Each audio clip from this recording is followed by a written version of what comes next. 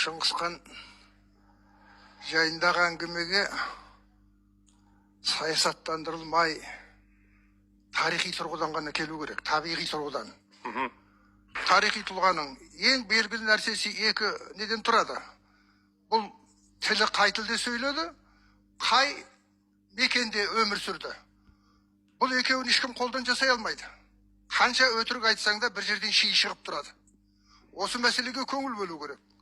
Ол Шыңғысханның жосығы деген, ясақ деген сөз жоқ, ол жосық. Осы күнге дейін айтады шалдар. Сен бір жосықсыз адам екенсің дейді. Жөн жосық. Заңға, ештемеге, тәртіпке бағынбайтын адамды айтады. Бұл Шыңғысханның еңбегі, тәртібі жасаған. Осы күнге дейін қазақта өлген жоқ деген сөз. Ал енді мына қолжазбаларды, деректерді қайта оқу деген сөз. Бұл өте қажет нәрсе. Қазанғап Байболы 1946 жылы қайтыс болды. Шыңғысхан іленің бойында өмір сүрген деп айтып келді. Кім оған нанды? Ешкім нанған жоқ.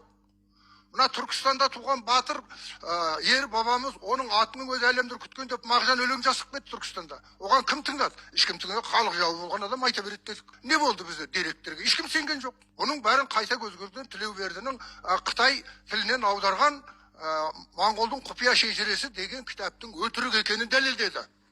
Содан кейін барып бұл дүние қайта қозғалды. Ал Шыңғысханның құпия шежіресі дегенді бірақ нәрсе ойлаңыздар. Ол кітаптың аты емес, жалған ат. Оның шын аты Шыңғыс Қағанның Құзауыры. Шыңғыс Қағанның түп-тұқияны деген сөз. Құзап, арғы түбін тегін айтып отыр. Ал ол тегі бойынша кітаптың аты түркше жазылды деген сөз, кітап түгел түркше жазылды деген сөз. Ол түп нұсқа жоғалып кеттіміз. Қытайша ғана нұсқасын біз түп нұсқа деп жүрміз. Ол жоғалған жоқ, әдейі жоғалтып отыр. Көрдіңіз бе? Мәселе қайдан шығады? Түрікше жазуды құртып отырмыз.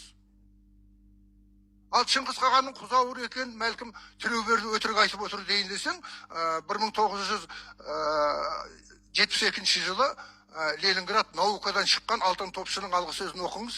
Первоначально это памятник назывался Шыңғыс Қаған Құзауыры. Родословие Шыңғысхана дейді аудармасымен берген. Не дәлдік тарихи дерек деген осы. Демек, бұл о бастан бұрмаланған. Неге бұрмаланған, ол басқа мәселе. Ал енді қараңыз енді. Жаңағы ең бірінші бізге жазылған дерек Шыңғыс Қағанның Құзауыры. Шыңғыс Қағанның Құзауыры болсаң, ол дейді, Бөлтақтың түбінде туған дейді. Бөлтақ деген бөлек, екі тау деген сөз. Бұл Қосқотырқай, Кербұлақ ауданындағы Қосқотырқай. Екі тау ғой, жеке тұрған екі тау. Соның түбірінде Жұбыр деген жерде дейді. Жұбыр дегенде өтірік оқып келген. Ана пішіктен, ереуліктен. Тілеуберді дұрыс оқыды. Бұл Шұбар. Шу дегенде жу деп оқыған, бар дегенде бұр деп оқыған, Жұбыр болып шыққан. Бұл Шұбар. Шұбар әлі де Шұбар. 800 жыл бойы өзгермей әлі Шұбар болып тұр. Сол жерде деген Көте Арал дейді. Көте Аралың Арал төбе, әлі Арал төбе. 800 жыл бойы. Бәрі бірдеңге үшеу қатар тұр. Оғаннан байдасаң, анау Шыңғысханға келгенде айтады ғой, анау үлкен кісі Тілеуберді. Сенің туған кезіңде мен саған жөргекке алып келген, мына Қосқотырқайдың түбінде, Шұбардың түбінде дейді. Ал сол жерде Шыңғыссай тұр. Алтын емелдің сол жағыдан. Мен сол жерде туыскенге нақты білем. Ананы көріп отырғанда бүкіл өзі, міне Шыңғыссай былай тұр, қарсында Шұбарың, Қосқотырқайың, Арал төбе, одан арғарай бар көрінеу, ар жағында Жасылкөл, ар жағында Бұрқан, Түрген бәр тұр. Кітапта жазылғанның бәрі реті-ретімен тұр. Неге осыншалық дәлдік болады? Бөртені алып қашып кеткен жер Бүркөй ірге дейді. Осынға дейін ірге тау. Ал енді бір нәрсеге қараңыздар. Естеріңізде болса, бұл өзі балық аулап жүргенде өзінің үлкен басқа шетелден туған үлкен ағасын Қасыр еке өлтірмей ма? Сол өлтіргенде Ононның бойынан дейді. Қараңыз енді, Ононның бойынан кім келеді? Мына Бақанаста тұрған жалайырлар ғой. Солар келеді дағы, ана өзінің ағасын өлтірген, нені біз оны сазайын берейік деп келеді. Келген уақытта Қасар, Жұбыр бәрі ара жақтан ағашты қиып дейді, жібермеуге тырысты дейді. Шыңғысхан арғара кім? Теміршін. Теміршін деген аттың өзі әдейі өзгертілген. Бұның ұлты білмесін деп. Теміршін.